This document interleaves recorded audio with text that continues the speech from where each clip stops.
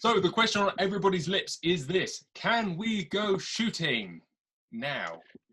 Yes, you can. As of today, Wednesday the 13th, yes, you can go shooting. Obviously, as long as it's legal, you've got permission to be where you're going. You can travel any distance to get there, and as long as you adhere to social distancing, all the guidelines laid out by the government on washing hands and all of that. So if you're not going with a member of your immediate family that lives with you, you can meet one other person and you can go about your business doing that. To be probably safe, you'd probably be better splitting hides and keeping at different ends of the fields and that kind of thing, and just do as much as you can not to put yourself or anybody else in danger spreading the virus. But yeah, good news, you can go about your business. That is absolutely fantastic news, I think. Anyway, Tim, have you been out fishing yet? No, but I want you to hurry up with this because I've just bought my rod license. The fishing rod's set up outside the hut there, and I'm off as soon as we're done. I'm going down the river and cast a fly. Just one caveat on that: this is you can go shooting and fishing if you live in England, not if you live in Scotland or Wales. So currently the rules are different for all the home nations. So you do need to check on that.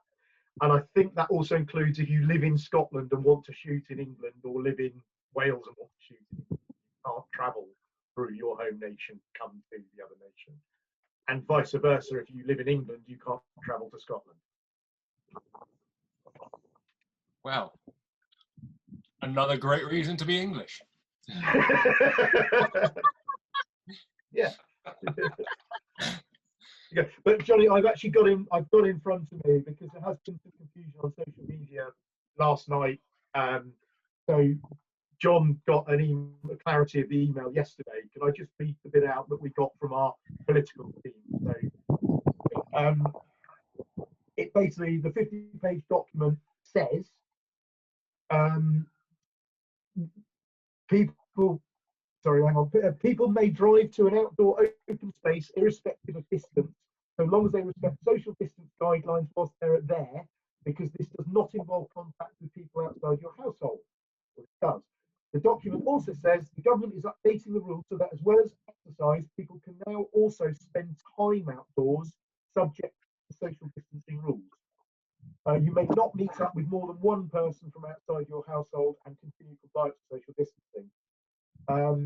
You must also take note of shared surfaces and other things, hygiene and hand hygiene and things. So basically, what it's saying is, within England, you can travel as far as you want. You can meet one person out of your household, and you can do any activity. You can spend time outdoors doing illegal activities. So the way the NGO see it is, yes, carry on. I like the way the NGO see it. That's a nice and simple way of having it, isn't it? Yeah, it's clear. It's in the guideline. It's quite clear. So that's what it says. And spending time outdoors. I think it'll also. We spoke about mental health last week. I think this will do. A lot of people are starting to struggle with being stuck inside, and I think this will do people the world of good to be able to just go to do their hobby, which isn't going to affect anyone else. So it's all positive. Even just once a week would be a vast improvement over never. The possibility is as good as the real thing, I think, in a lot of people's heads. Yeah, 100%.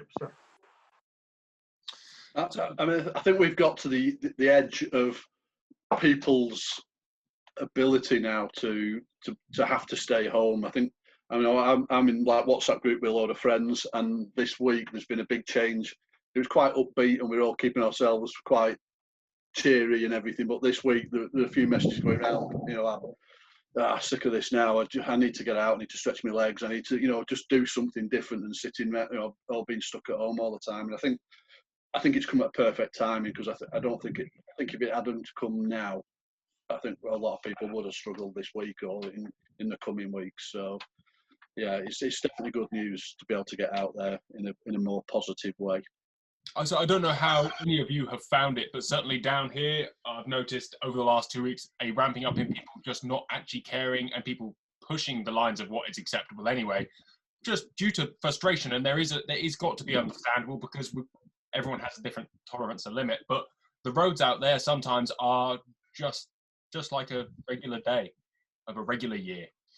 So I think Boris came at the right time, like you said, and said, actually, everyone's kind of pushing the limit. Go and do what you need to do, but do it sensibly, and go and shoot as many deer as you can, because they've had too much of a break. Yeah, it's just what you do with them afterwards. Has anyone else sort of seen that increase in traffic the last few weeks? Definitely, yeah. Definitely. Not so much the last few weeks. I think it started more when the media started speculating what Boris was going to say on a Thursday, and then obviously he pushed it back to the Sunday. I think at that point, when the media started saying, oh, well, this is what might happen, it's going to be relaxed a little bit, that's when people sort of decided that it had already been relaxed, maybe a little bit too early.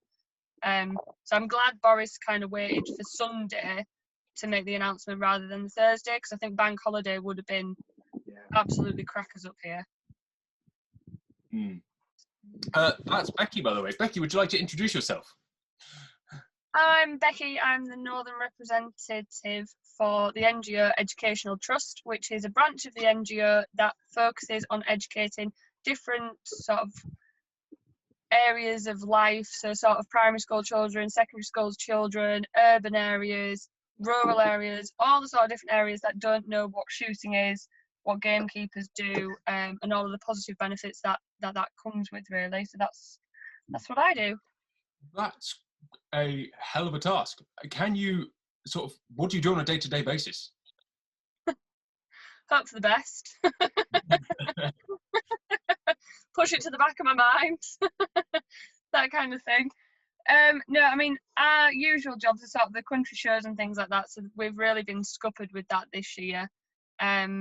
Ordinarily, we'd be at things like countryside learning days, which focus on Key Stage 2, sort of initially introducing primary school children to the idea of conservation, and mostly proactive conservation, rather than the idea that the countryside just gets on with looking after itself. Which I must admit, last year was the first year that I did that, and it's proving to be quite a hell of a task. Because obviously conservation is quite a big concept for a primary school child. Mm-hmm. So, How do you feed that to a primary school child? Is it a case of just relating it to, can you just say cartoons aren't real? Or how do you do that? Do you just have to introduce them to wild spaces and hope that they get it? Yeah, mostly. I mean, a lot of the time they actually come to the conclusion themselves. So I tend to start off by, we've basically got a great big table of taxidermy, which is really good because it's quite visual for a primary school age child to be able to see something and touch something, and something that they see every single day, but they've maybe never acknowledged even. So a magpie, maybe they see a magpie all the time. You sort of say to them, you know, what on the table do you recognise? And they say, oh yeah, I see that all the time, but what is it?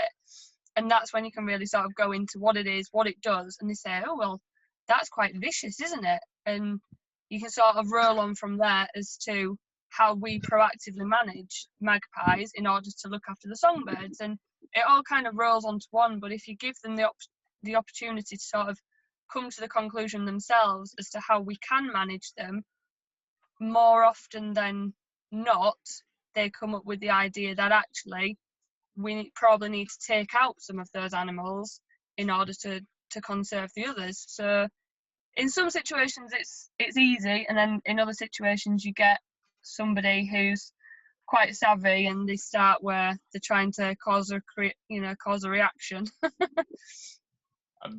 Vegan children by any chance, or is that just an urban versus rural environment? No, to be honest, the ones that start to cause the problems and start to cause a reaction with the other kids are the ones who know about it already. So they've either got an uncle who goes shooting, or the dad's a farmer, so he looks after the foxes and things. And rather than letting the other kids sort of gradually come to the gentle conclusion that there's too many in the country and we need to have a cull, they just come out and like, yeah, we kill them. And all of the other kids sort of go, oh no.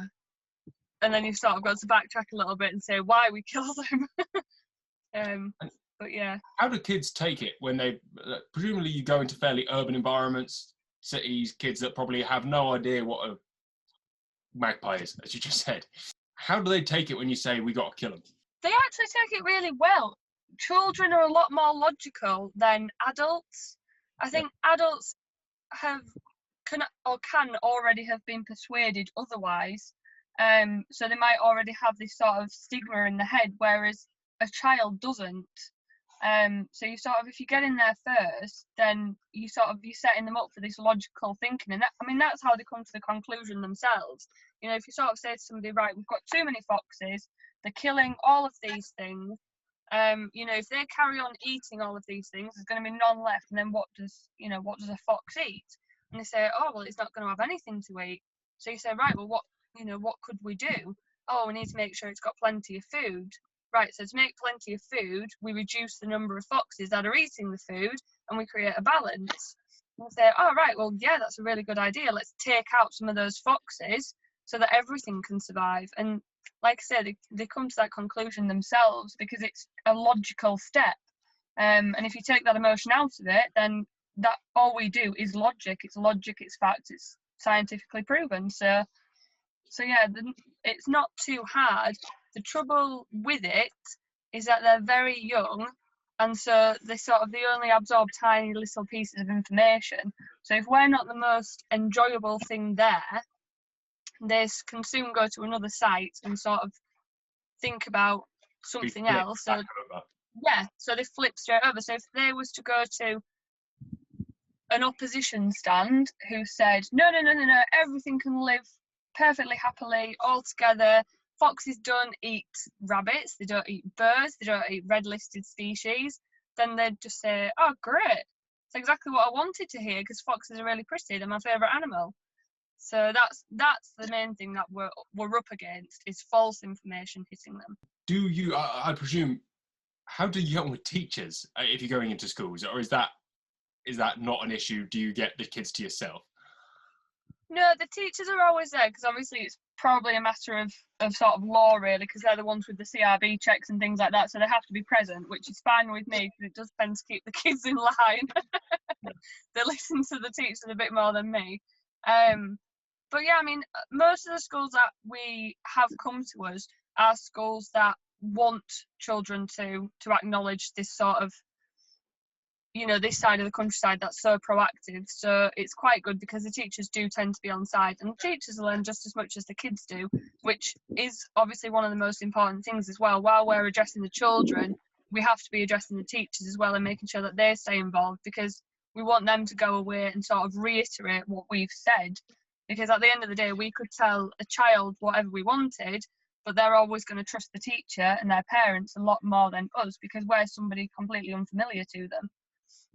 So yeah, it's definitely a double whammy trying to win over the teachers at the same time, which, like I say, they're the ones who have chosen to come to us and listen to us, so it's not usually too hard a task, really.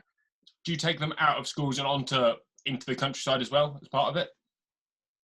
Yeah, so one of the other groups, the moorland groups, Nimmo, and Yorkshire has moorland groups. There's lots of little ones about sort of each moorland area. So they've got a really good thing going, the Let's Learn More, which the NGO Educational Trust is hoping to get a lot more involved with. But they do, so they raise funding, they help subsidise schools to actually come out to the moorland and see firsthand all of the different things that they do.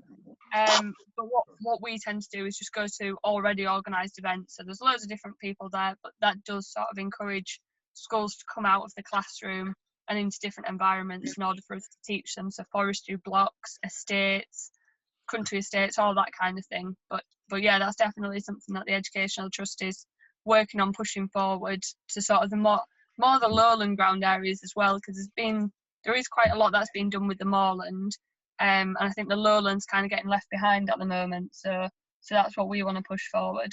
So is there an equivalent to you in the south of England as well? Yes, so we've got Jim, who's in the south, Gerald, who's in Midland, and then Brian, who sort of oversees everything with the Educational Trust, and he's also in the Midlands, but kind of the other side of the Midlands. Midlands, obviously, a great big place.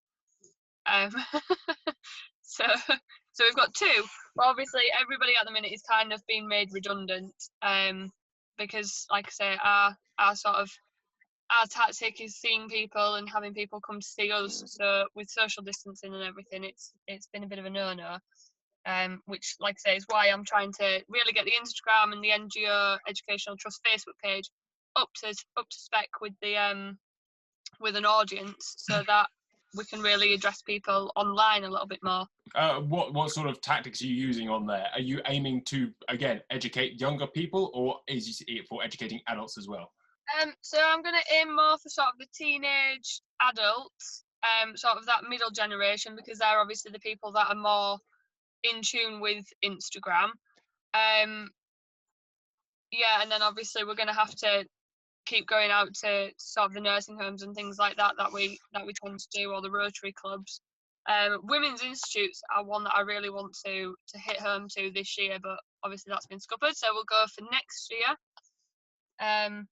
But yeah, I mean, there's so many different things that you can educate people with. So if you've got somebody who loves cooking, we've got recipes, and one of the really good, or one of the sort of the trends at the minute, this whole vegan trend, is actually because people want sustainable and ethically sourced food, which there is nothing more sustainable or ethical than food that's been hunted, because it's lived a completely wild life. It dies very, very quickly in its natural environment without the stress of going to an abattoir, and it's healthier meat to eat.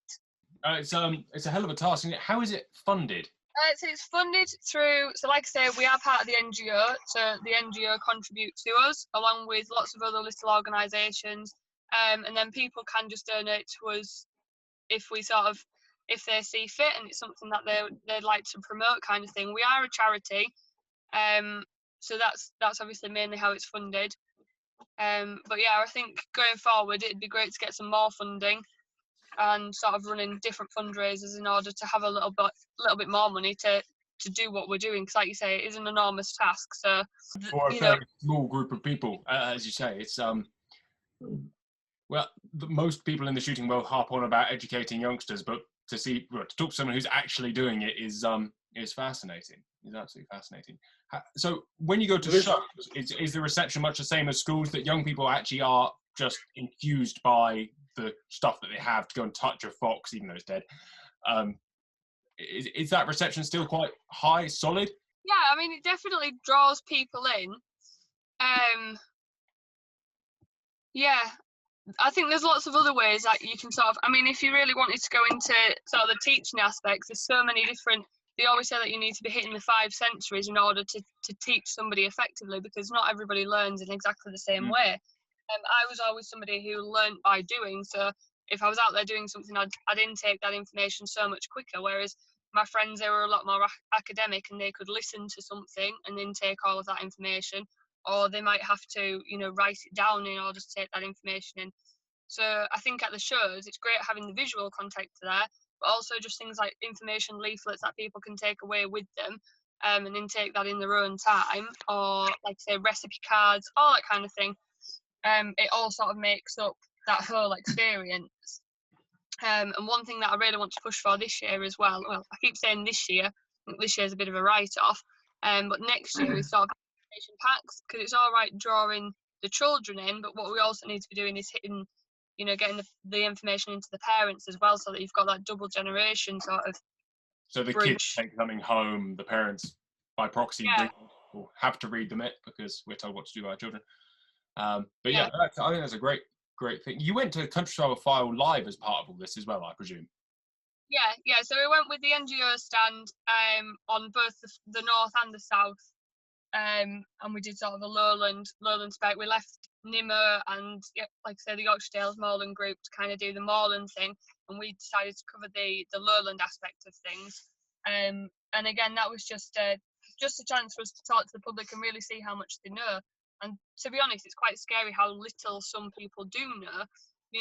You've got two different.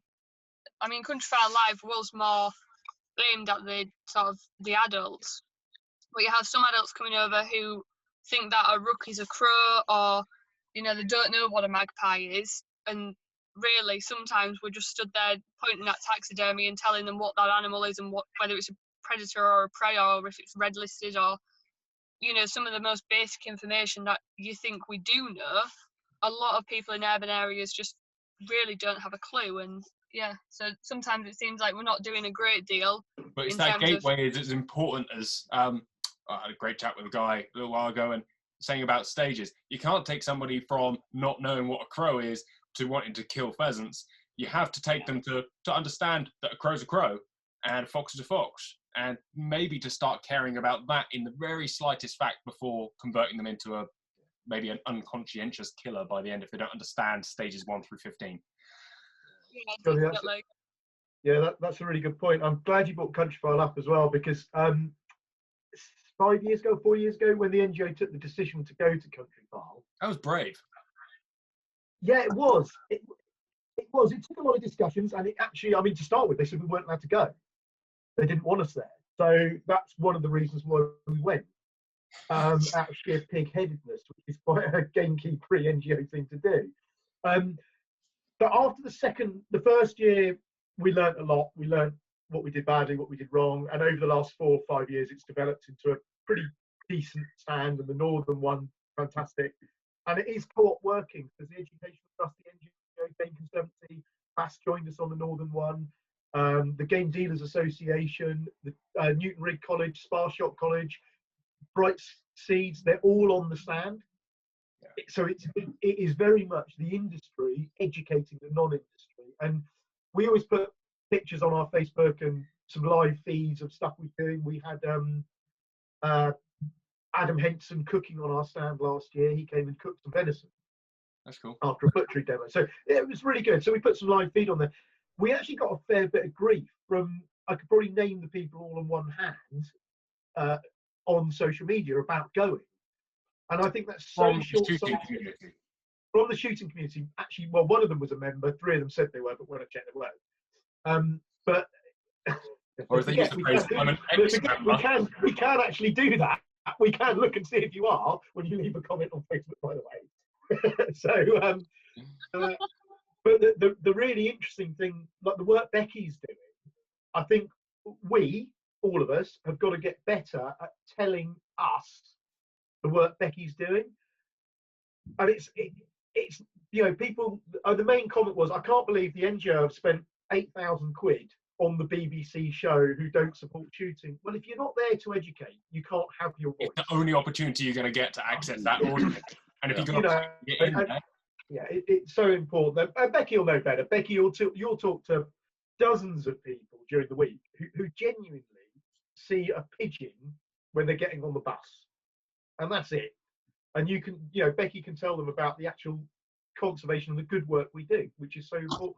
Getting it out there is vital. And one of the big criticisms people say is, as organisations, why aren't you telling people what we're doing? Why aren't you getting into the media? Well, it's not that easy.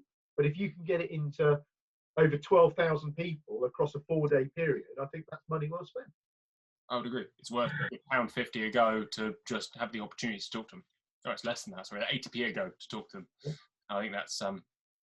I would agree that it's a good choice. Do you get any heat whilst you're there, Becky?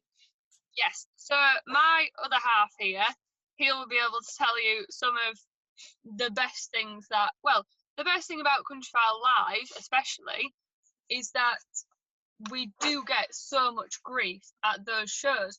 And all of those people, they come over, and the majority of them know what they're talking about as well, which is really nice. Because a lot of the time you'll get somebody on Facebook who gives you a bit of jip, and they've basically just heard something as a rumour, and they don't know any backstory to it, so they're fairly easily sort of educated. Whereas the people that we talked about Countryfile Live, they are people who are countryside goers, that they enjoy the bird watching or whatever else. And they think they know everything about shooting because they watch birds. So we get some really hard-hitting people coming and giving us, having really good, healthy debates about gamekeeping and, all of the different things that involves. So Albert usually stands with the Nimmo people, because we are a grouse moor up here as well. He'll be able to tell you about some of the best conversations. All right, Albert, before you do that, can you introduce yourself, please?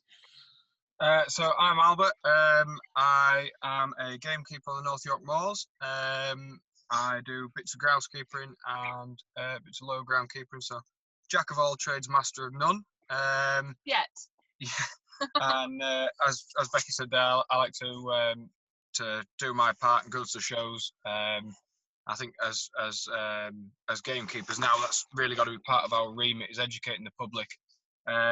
And like Becky says, we do get some fairly tricky questions, fairly on the spot sort of debates, and they're the people that we really need to be connecting with. So they're clearly passionate if they're involved and educated enough to have a good debate.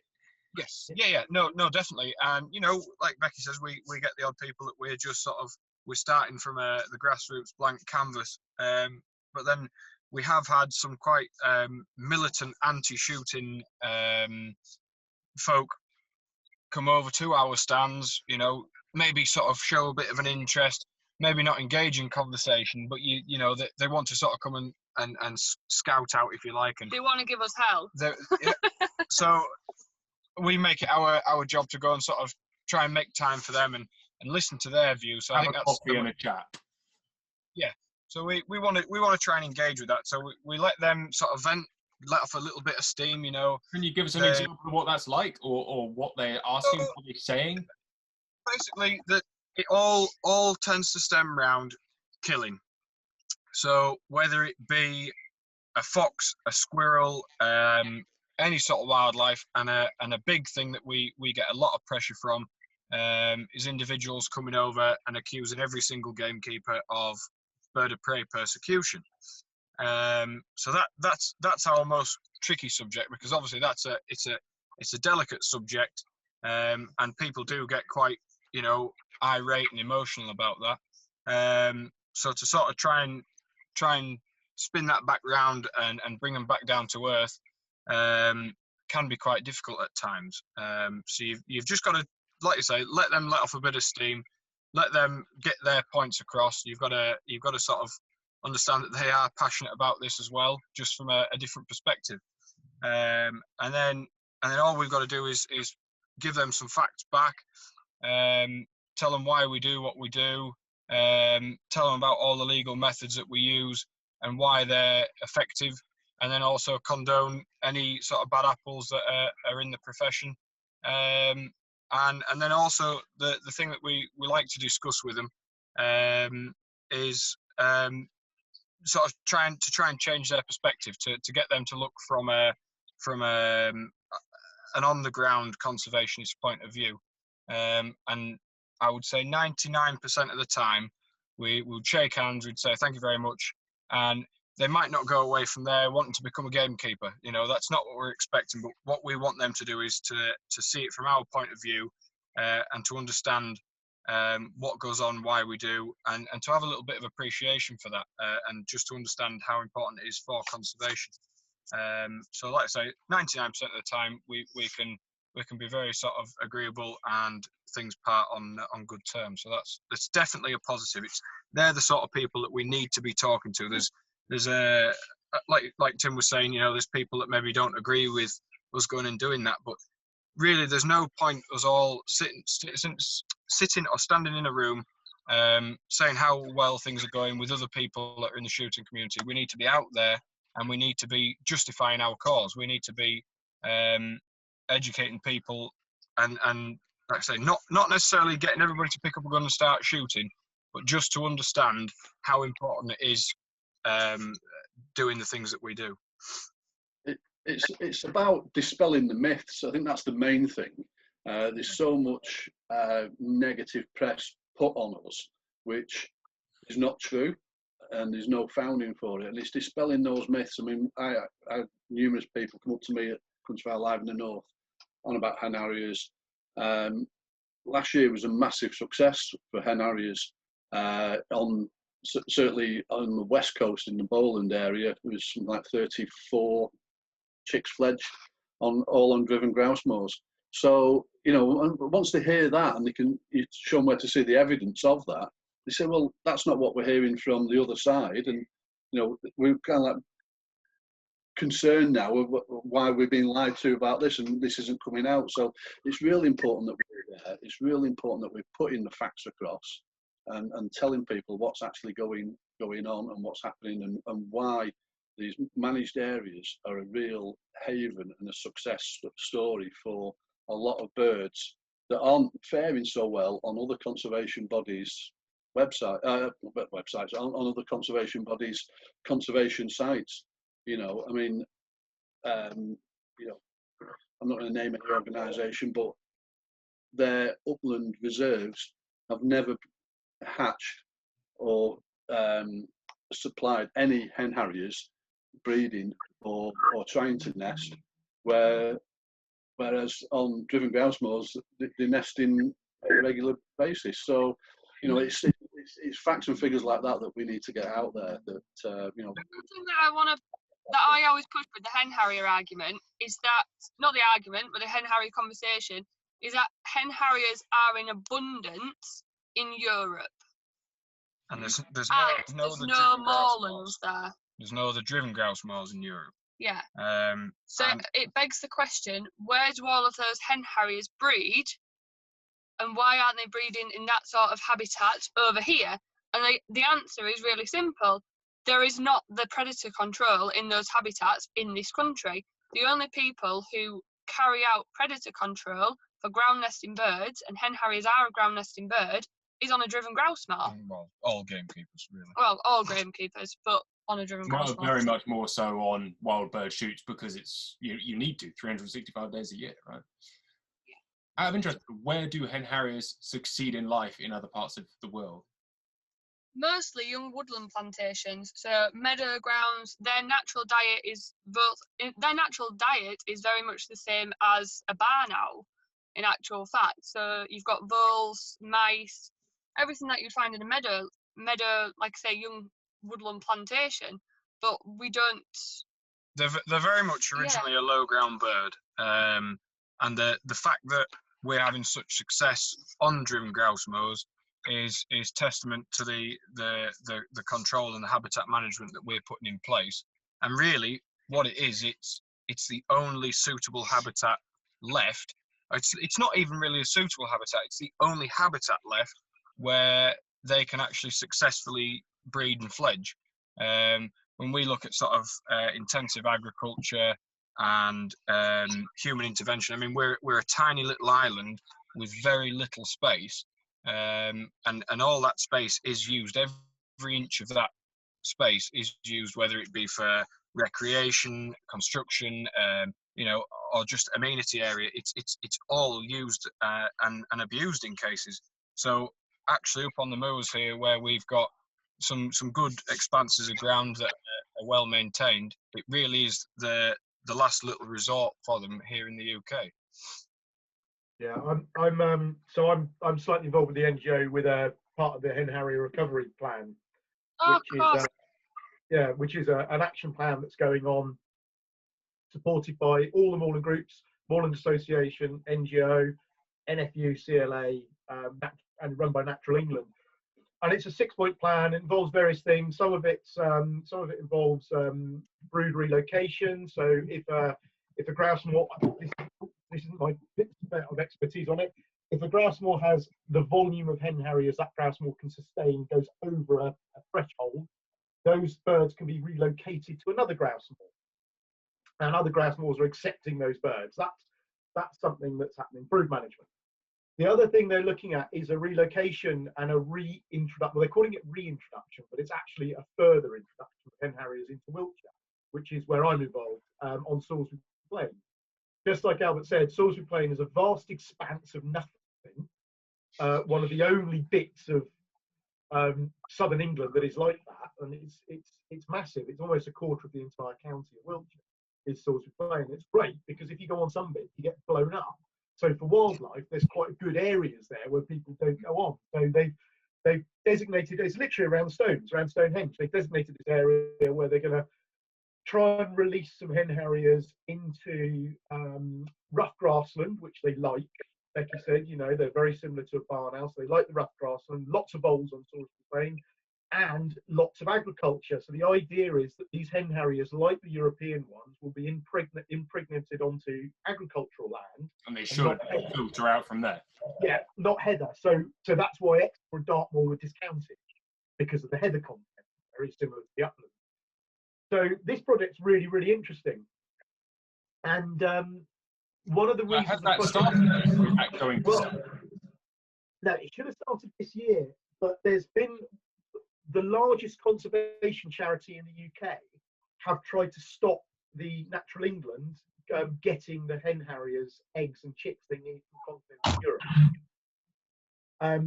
Because this particular charity says the only reason there aren't hen harriers is because of persecution. It's nothing to do with construction, lack of land, lack of food, etc. Despite the fact they don't have any on their reserves either. They don't pledge on their reserves, so come to your own conclusions. But so they're currently trying to stop this reintroduction program in southern England by going to the Spanish and the French authorities and saying, don't give them the birds, because these things have got a high chance of being persecuted. Now, the really interesting thing with the reintroduction down in this part of the world is you need to get stakeholder engagement. So Natural England went to every shoot in that part of Wiltshire, which is almost exclusively partridge. Right, that part is the Wiltshire Downs, the very partridge country. Similar size to a grouse, great for hen harriers to eat. You know, it's ideal. It's ideal for them. Every gamekeeper, and these are some big commercial shoots as well, every gamekeeper and landowner has positively reacted to this and have given an open door policy to Natural England to come tracking on their estates whenever they want to have the doors are open, guys, we want to be involved in this, we want to help this project. So it's quite interesting that the reason it's faltering is because a conservation body is trying to stop it. Wow. Pretty dark when you put it like that, isn't it? Well, you've got to wonder. You've got to think about what the motivation behind it is. Why don't you want it? Membership sales. Yeah, it could be. I mean, Albert, you might know what's happening with or John. What's happening? Sorry, I'm taking over the interview here. Jonny, just sit back. Crack on, mate. You crack on. What's happening with the brood management? Because there was an issue there, and I tend to keep that. John tends to deal with that. So there was an issue. Someone was objecting to brood management as well, weren't they? Yeah, well, again, the biggest bird charity are objecting to that, to brood management. And brood management is if there's two harriers in close proximity, the landowner can apply for a license to Natural England to move one of those onto another site. And there's a lot of a hell of a lot of upland estates that have said, yeah, we'll gladly take them. And but again, it's been sabotaged by a certain bird charity, shall we say? The certain charity. Yeah, and it's just down to membership. They're using it as a PR drive. Yes, and it's a huge one. Obviously, it's a huge one. It's a nice and easy thing to use. Yeah, invested a lot of money into that PR drive. On which note, let's move on to another species that is not of conservation concern, but is something that is used as a PR drive against shooting, which is the grey partridge. Can you spell out what the situation is with grey partridge, or Hungarian partridge, or English partridge in the UK? So the English partridge in the UK is to me especially of great conservation concern. It's a bird which is associated with the shooting community in the UK since its beginnings, really.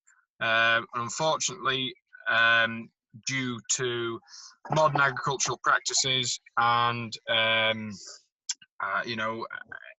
increased human intervention, sort of with infrastructure and things, the English partridge is really suffering. There's quite a few systems in place to try and help the reintroduction and to help the success or of the English partridge. But unfortunately, we need to get a few more people just trying to sort of do their bit, really. So when did this decline start? Sort of the 50s, the 1950s were a sort of a big drop. Obviously, after World War II, there was a fair drop in keepered ground, and then the need for intensive agriculture heightened. So we were using a lot more pesticides. We were taking out a lot of hedgerows to create bigger, more efficient farming. And that had a massive impact because of loss of habitat for the nesting pairs, and like I say, the insecticides really were killing off a lot of the insects that weren't necessarily harmful to the crop, but were vital for the food source for the young English partridge. Go from something like 0% to 90% pesticide use on crops over 15, 20 years or something. It was obscene. Yes. Yeah, it is abuse. Yeah, it was a sharp rise, which really had a massive impact very quickly. And so you know, some species may have adapted if given a longer period of time, but unfortunately, because it was so short and sharp, there was no way of adapting and things. So a lot of the population did die out. And you know, that's across the UK. That's not anywhere in particular. But in the past sort of 10 to 15 years, there's been a lot of people putting a lot of money and a lot of time and effort into trying to recreate some better habitats, planting hedgerows and things, and reducing pesticide use. So, you know, there is a glimmer of hope for them. I don't think we'll ever be able to see them in the sort of former glory, in the former numbers, because unfortunately, with the size of the population, we do need quite a lot of this agricultural ground, and it needs to be as productive as possible. But what we're trying to do is any ground that is suitable, any ground that we can sort of spare, if you like, we're trying to sort of do a big push and help increase the numbers. So they're sorry, John, they're quite a well-researched bird as well, in terms of how to get them back. It seems really obvious, but the Game Conservancy have come up with the term the three-legged stool. I think it was Dr. Potts. The Game Conservancy done a lot of the research on grey partridge, and it's Albert's, you know, said it all. Habitat, you've got to get the habitat right. It's not actually that hard. They don't require that much. They're a lowland farm bird essentially. So once you've got your hedgerows and your beetle banks and your insects for the young, you've got the habitat right.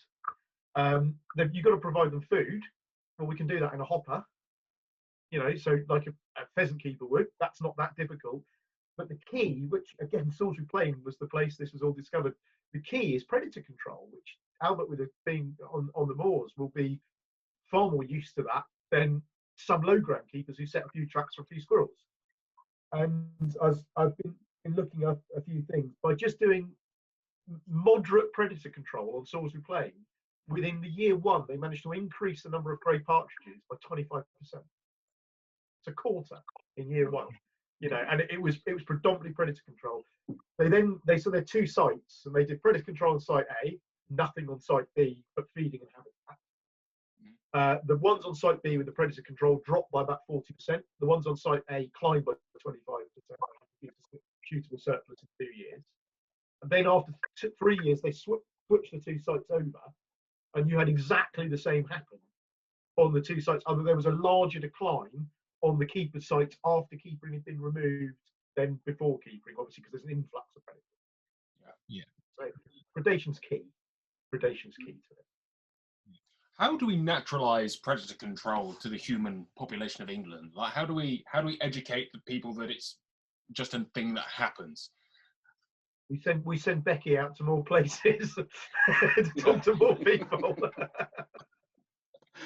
I think we've got to get out to more mainstream. I think that's the key, and yeah. it's going to places like Countryfile Live, where, you know, the general public are there that don't shoot, but they enjoy and they love the countryside. and they're really open to seeing both sides and going away with a real balanced view of what we do. They might not agree with it, as in they don't want to go and set a trap themselves, but the number of people I've spoke to at those events that have shook my hand at the end of a 10, 15, 20-minute conversation, and they've said, I didn't realise that, but I really do understand it. It's something I don't want to do, but you've got to keep doing it because it's really important for these birds, and it's not just the game birds. And there's a big similarity between the red grouse and the grey partridge, because they both rely on that predator control, that active predator control, to help them survive. And the spin-off benefits of doing that active predator control is fantastic for our red-listed birds, which are really thriving in the uplands. Curlew, golden plover, lapwing, they're doing remarkable. They're bucking the trend in the uplands to what they are nationally across the UK. Are grey partridge worth as much as grouse? Sorry. Say that again. Are grey partridge worth as much as a grouse to shoot? Right, yes. So in terms of conservation, any species that is on the edge is worth as much as any other species. So this is my opinion, a grey partridge is worth as much as a red grouse. If you're talking about a sporting quarry, and you're talking about the actual shootability of it, I think that's all putting their hand in their pocket and paying £180 a brace for grey partridge. You try and buy grey partridge shooting. It doesn't exist. You can't. It's not there. So it's economies of scale. If you want to buy it, you've got to pay for it. So if something's not available, it's worth a lot more money. That's why grouse are expensive. Grey partridge shooting is expensive. It's not cheap to go and buy wild grey partridge. Genuine. It's also not available because it tends to be private landowners, farmers, shooting syndicates who want it for themselves. That's the very older states or newer states that have invested too much money to give it away to anybody apart from themselves. Exactly. It's more of a passion than a commodity. But if you were to look in, and a few years ago, I did a bit of a project on this. Well, a few years ago, 15 years ago, when I worked as a sporting agent, we did a project on the price of grouse and potential grey partridge shooting.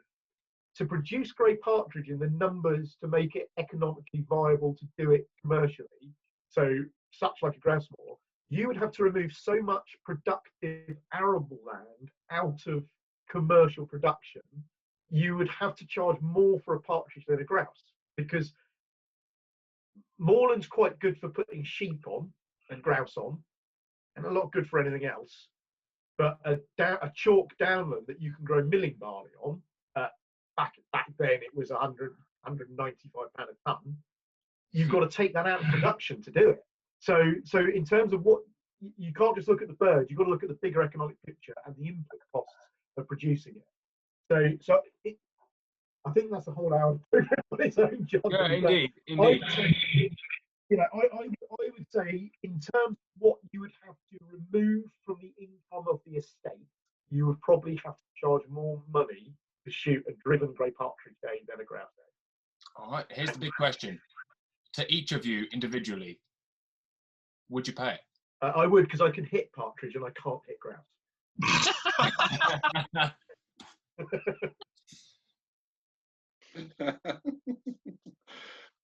Yeah, I mean, I'd pay anything if it was going towards the upkeep and the survival of that bird. That's what it's down to, and that's what a lot of people can't understand about shooting, how much money is generated to shoot a bird, which then goes back into that conservation and into paying for that land management, which helps everything go on. So in answer to your question, yeah, definitely. Do you pay £1,000 to go and shoot a 60 bird day? Yeah, I could say that doesn't necessarily mean I could afford to do it, but these things are but as a theory, yes, I would pay that money to do it, because I know what the spin-off is and what good that money does. Work that's gone in to get to that position. Yeah. Albert? Yeah, because I'm a poor gamekeeper, you'd rather be paid to look after them. but no, I mean, for me, definitely. I think with the grey partridge, we've got to. If people want to be able to come and shoot them and do and enjoy them as a sporting quarry again, I think we need to look at paying more for less quantity-wise, and we need to appreciate where that money's going. It's like Tim was saying, to remove really sort of fertile, productive agricultural land comes at a massive cost to landowners and farmers and things. So if we want to see the continuation of the success of the species, we need to pay a little bit more for less, really, and really sort of look at where our money's going with regards to the conservation and that sort of thing. So yeah, definitely. Theoretically speaking, if money was no object for me, sort of thing, then yes, I would definitely be investing it in that. Okay. Yeah, I mean, I definitely would. And, if I could afford a nice English side-by-side to do it with, I'd do that too. That's an interesting question, isn't it? I think that I would agree that it would be the better thing. However, actually making that decision to say, I am not going to shoot any red-leg partridge this year, I'm not going to shoot any pheasants this year, I'm going to spend my entire budget on shooting 4 birds, is a very different reality. And I think that's... Yes, definitely. I don't know how I'd sit with that, to be honest. I don't know how I would make that decision, if the opportunity was even there. Is that an advert? Jonny would like to come shooting wild grey partridge. If anyone's watching this, yeah, and I'd pay for it. I think if that opportunity was genuinely there, I think I would pay for it, because it's such a rare thing, and you can shoot pheasants pretty much whenever you like, in the grand scheme of things. Maybe. Yeah, I think where Albert is, you're in a prime situation there, Albert, with the grouse moor and doing wild grey partridge. I mean, you could actually, if you could get your boss really into it, is shoot two grouse drives and go and do a wild grey partridge drive. Yeah, and that's what a day. We're very lucky with, like you're saying. I mean, our land use as far as agricultural value is quite low. So we're not productive agriculturally. We're not intensively farming. All of our fields are still roughly the same size as when they were sort of Bronze Age fields. So we're very, very lucky with that. And obviously we've already got a successful predation control system in place. So really we've got the potential to be quite successful. And I mean, there's plenty of heather beetles for young English partridge chicks to be eating at the minute. Albert, tell me about what you have done on your ground, how long the project's been going, and what you're looking for, and how that's going to work in your head. So it all started for me as a bit of a sideline, a bit of a hobby, and just something that I'd really love to see the English back here. We've looked back into game books and things, and it wasn't uncommon to, like Tim was saying, do a couple of grouse drives and finish on a little bit of a wild grey drive. And there was up to sort of 60-65 brace of wild English taken on our estate. It wasn't uncommon. So it's like I say, it started off as just a bit of a hobby, a bit of a 30s or something. Yes, yeah. So now I've kind of expanded on that, and I've got the support from the boss, so this year we've got some laying pairs, and hopefully the plan is to take the first sort of clutch of eggs from those pairs. I'll keep collecting the eggs for a little while, set those to a side, incubate them under our broody hens, and then hopefully leave the pairs to rear and hatch their own brood. So hopefully we'll sort of double up. So we'll have some under broody hens and then some parent reared birds. And like I say, they'll be out on different parts of the estate where we're fairly quiet and we've got the right sort of ground for them, and hopefully just give them a bit of a chance to establish. So this is a year one from 0 grey partridge to hopefully a few hundred on the ground. Yeah. So last year I just did a couple of clutches under broodies, and we had them out on the estate, and I had a little count up. Of what we had left, and we were still well below the threshold acreage wise. So this is why we've decided to sort of hatch some more broods off and try and introduce them that way.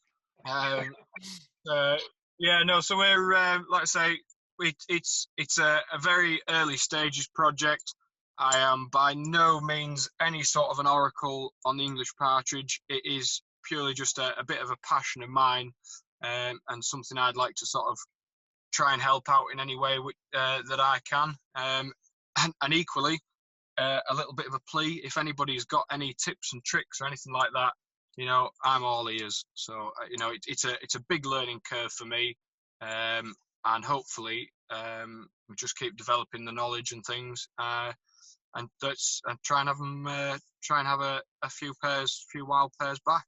Do you think more people should be doing what you're doing and trying to establish a small English population alongside their more commercial aspects of a shoot? I think if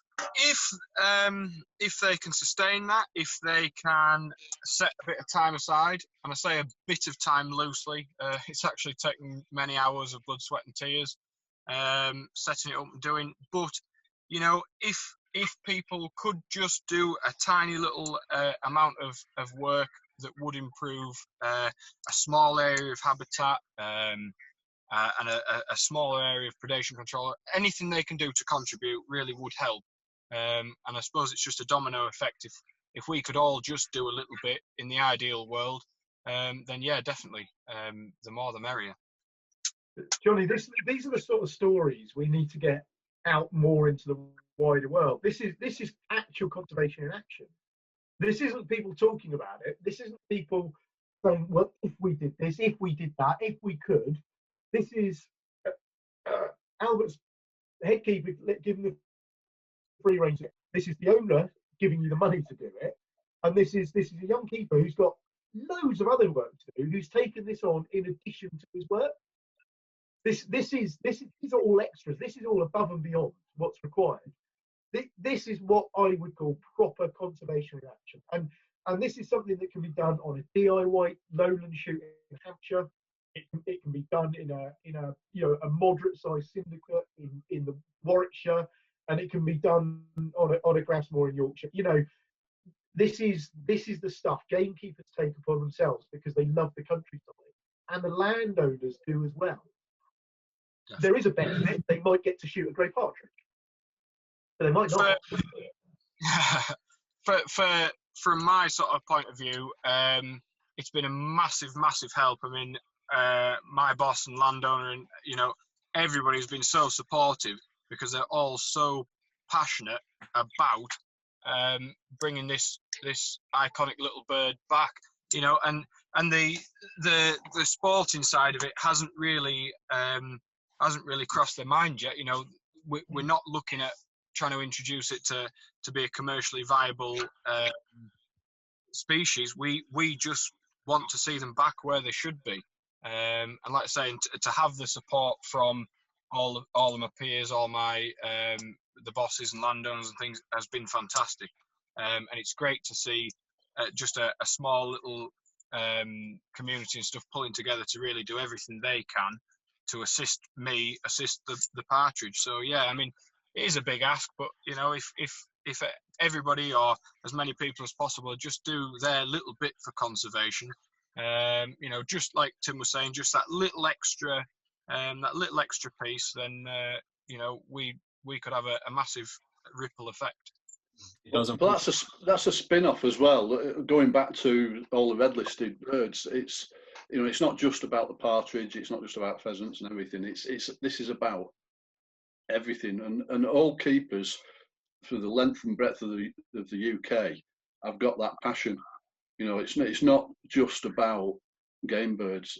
I know the great partridge is a game bird, but they're really passionate. I got sent a video last night from a keeper in the Yorkshire Dales who watched a couple of carrion crows take 3 curlew chicks.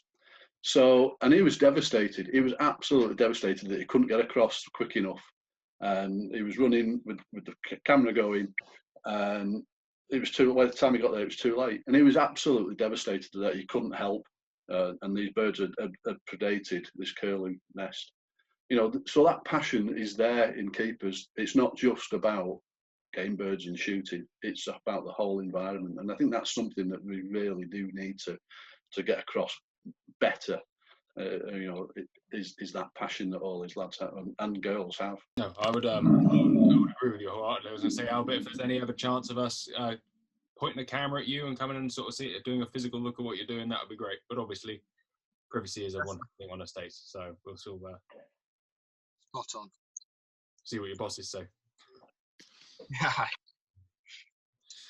Guys, is there anything anybody would like to conclude with? Oh, I think the one thing we'd like to say is, as of today, we said earlier on, you can go shooting and fishing again. So take the opportunity, do it safely, take hand sanitizer, take soap, take water with you. It doesn't mean the threat's over. What it means is there's going to be some social movement allowed. So I think as shooters, we need to be responsible in that, and we need to take the opportunity we've got, luckily, because we are allowed into the countryside. We're in a very privileged position to be able to do that.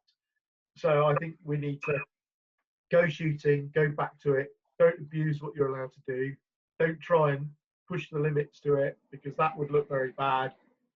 Enjoy it, and come October, I think things will be, if we stick to the rules, things will be an awful lot better. And I've said it each time we video, we'll be forgetting that we were sitting in our rooms talking to you, or in your car, you two. But you know, I think go out, enjoy it, don't abuse it, and think sensibly. If you're going to go deer stalking, if you shoot it to take it home to eat it in a minute, brilliant. But you got to remember, all the pubs and restaurants are closed, and the thing dealers have no outlet stuff at the minute. So just bear that in mind. Anyone else? No, for me, it's just mirroring what Tim said, really. Just go out there, enjoy it, and be safe. Becky, thank you very much for all the hard work that you do. And I'm sure everyone listening would emulate that. And thank you very much for coming on. Albert, the same to you. And of course, the same to you, Tim and John. Guys, thank you very much for coming on. No, thanks for having me. thank you. And tight lines, Tim. Yeah, cheers. I'll let you know how I get on.